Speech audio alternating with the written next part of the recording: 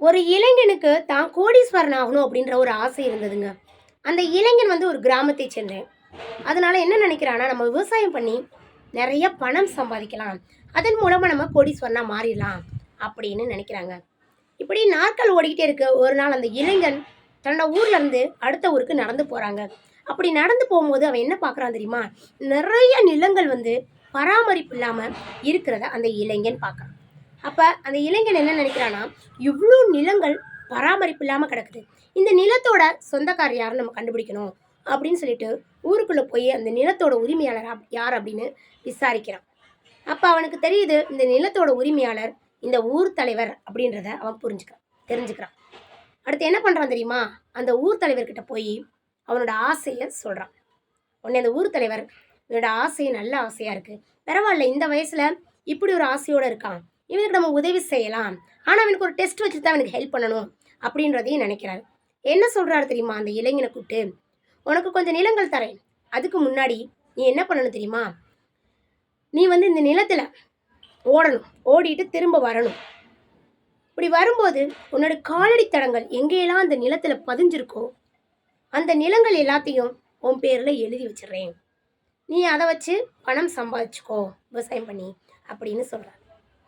இந்த இளைஞன், நான் அடுத்த நாள் வர்றேன் அப்படி சொல்லிட்டு அந்த ஊர் மக்கள் எல்லாத்தையும் கூப்பிட்டு வந்து அந்த நிலத்து முன்னாடி நிற்க வைக்கிறான். அப்போ இந்த ஊர் தலைவர் வந்து நிற்கிறாரு. அப்போ இந்த இளைஞன் வந்து அந்த நிலத்தில் ஓட ஆரம்பிக்கிறான். ஓடிக்கிட்டே இருக்கான். கொஞ்சம் தூரம் ஓடினதுக்கப்புறம் இந்த இளைஞனுக்கு கால் வலிக்க ஆரம்பிக்குதுங்க. ஆனால் இந்த இளைஞன் என்ன நினைக்கிறான் தெரியுமா? நமக்கு நிறைய நிலம் வேணும், அப்போனா நம்ம ஓடணும் அப்படின்னு சொல்லிட்டு வேகமாக ஓடிக்கிட்டே இருக்கான். கால் வலியை கூட பொருட்படுத்தாமல் ஓடிக்கிட்டே இருக்கான். கொஞ்சம் தூரம் போனதுக்கப்புறம் அவனுக்கு நாக்கெல்லாம் வறண்டு போயிடுது. ரொம்ப வெயில் அடிக்குது, அவனால் ஓடவே முடியல. இருந்தாலும் என்ன நினைக்கிறான் தெரியுமா? நமக்கு நிறைய நிலம் வேணும் அப்படின்னு ஆசைப்பட்டு ஓட ஆரம்பிக்கிறான். மறுபடியும் போடுறான். திரும்பவும் ரொம்ப டயர்ட் ஆகுறது, கால் வலிக்குது, நாக்கு வறண்டு போகுது, வெயில் அடிக்குது. அப்பவும் அவனுக்கு என்ன தோணுது? பேராசை வருதுங்க. நம்ம ஓடியே ஆகணும், அப்போதான் நிறைய நிலம் வேணும் வரும் அப்படி சொல்லிட்டு அகெயின் ஓடிக்கிட்டே இருக்கான். அகெயின் ஓடிக்கிட்டே இருக்கான்.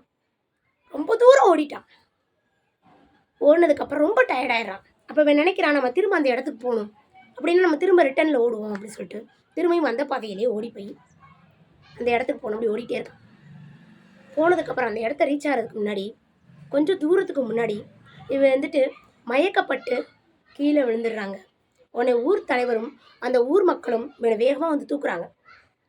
தூக்கி இவனை எழுப்ப முயற்சி பண்ணுறாங்க. அவன் எந்திரிக்கவே மாட்டான். தண்ணி தெளித்து பார்க்குறாங்க, அப்பையும் எந்திரிக்க மாட்டான். உடனே இவங்க டாக்டரை வர வச்சு அவனை செக் பண்ணி பார்க்குறாங்க. அப்போ என்ன நடந்துச்சு தெரியுமா? அந்த இளைஞன் அந்த வெயிலை தாங்க முடியாமல் ரொம்ப தூரம் ஓடி தண்ணீர் எதுவுமே குடிக்காமல் ஓடினதுனால அவன் அந்த இடத்துல மயங்கி விழுந்து இறந்து போகிறாங்க.